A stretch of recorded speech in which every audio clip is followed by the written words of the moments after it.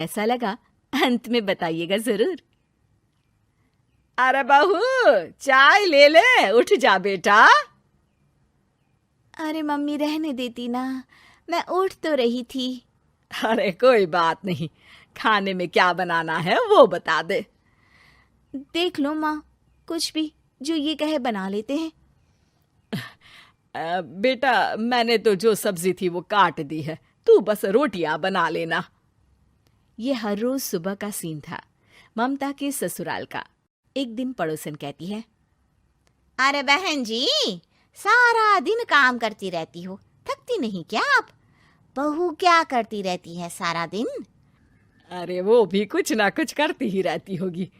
अब इतनी भी बूढ़ी तो नहीं हूं मैं जो बैठ जाऊं कि सामने काम पड़ा है और मैं बैठी रहूं।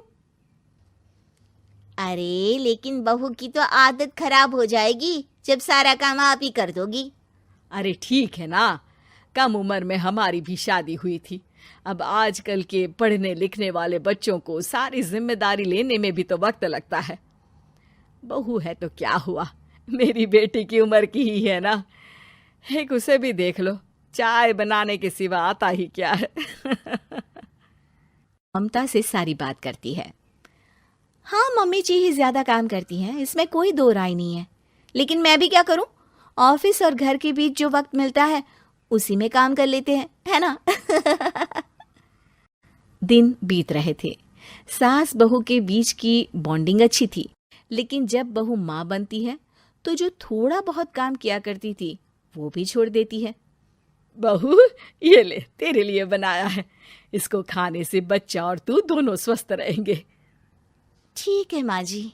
माँ जी, वो बच्चे के लिए गद्दे जो सूख रहे हैं ना छत पर, जरा ले आइए ना। तभी वहां पति आ जाता है। अरे माँ रुको, मैं ले आता हूँ, तुम मेरा खाना लगा दो। माँ किचन में चली जाती है। पता है, बगल वाली डॉली है ना, वो लोग हमारी साइड के हैं। उसकी सास ने तो उसकी हड्डियों को मजबूत करने वाले लड्डू बनाए हैं। उसे भी बच्चा हुआ है ना। पता नहीं मम्मी जी क्या पानी सा उबाल कर दे देती है, मैं तो बस वही खा लेती हूँ। अरे तो तुम्हारे साइड बनता है तो तुम अपनी माँ से बोल दो, वो बना देंगी। आहा, माँ की तबीयत ठीक नहीं रहती, तुम जानती हो ना, कैसे बनाएंगी वो। अरे क्या हो गया सासू माँ को? कल तक तो फेसबुक में किटी की फोटो डाल रही थी। अच्छा अच्छा, चुप रहिए। डॉली की सास ने मनाया है, तुम लोगों का भी तो फर्ज बनता है।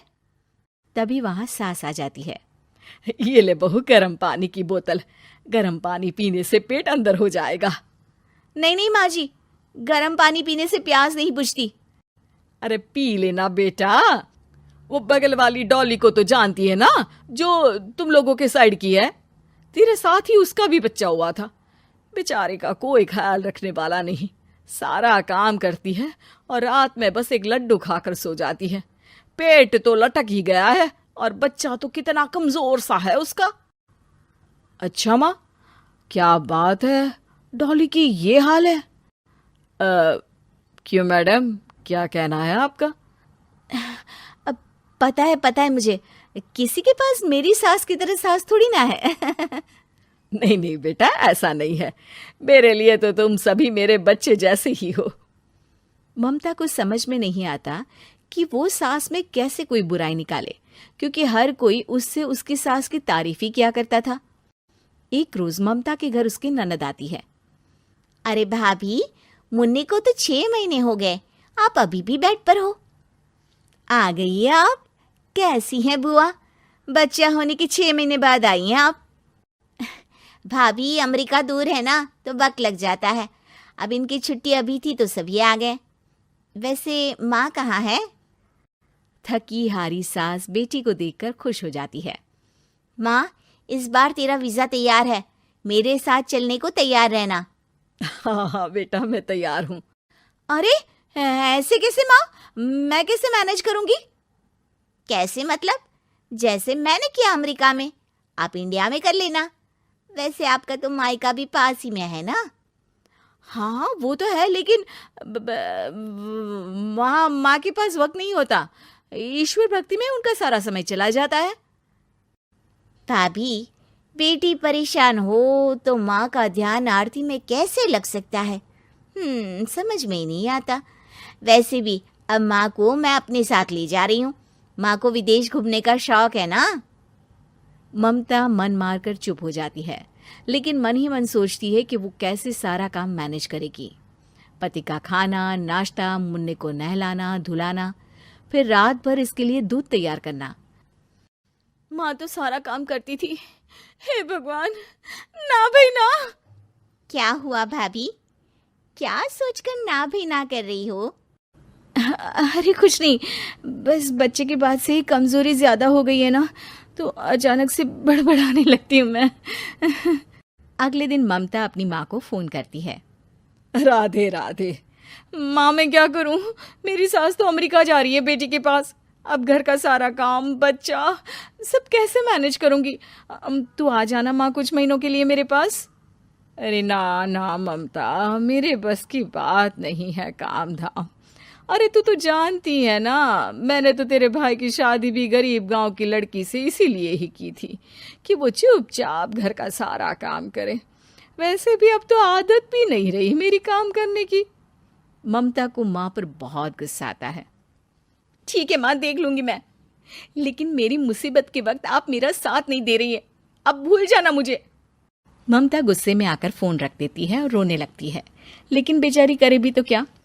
अब सास और ननद दोनों घर का काम करते, नेहा आराम करती, लेकिन अब आराम में भी उसे चिंता रहती। और फिर वो दिन भी आ जाता है जब ननद का जाने का वक्त आ जाता है। भाभी मैं जा रही हूँ, अपना और मुन्ने का ख्याल रखना। ममता सास को देखती है और गले लगकर रोने लगती है। माँ जल्दी आ जाना। सास मुस्कुराकर कहती है, कहाँ से ममता, मैं कहीं नहीं जा रही। मैंने देखा कि मेरे जाने की बात से ही तू परेशान हो गई थी, इसीलिए मैंने अपना जाना कैंसिल कर दिया है। तू चिंता ना कर, मैं तेरे साथ ही रहूंगी। ममता को अपनी माँ की बात याद आती है कि कैसे उसके कहने पर भी ममता की परेशानी को समझने की बजाय उसने मना कर दिया, जबकि सास ने बिना कुछ कहे बहू की समस्या पढ़ ली। हाँ माँ, हम सब साथ चलेंगे बाद में दीदी के घर अमेरिका। आज से आप रानी बनकर रहना और मुन्ने को देखना। मैं समझ चुकी हूँ कि मेरा फर्ज क्या है।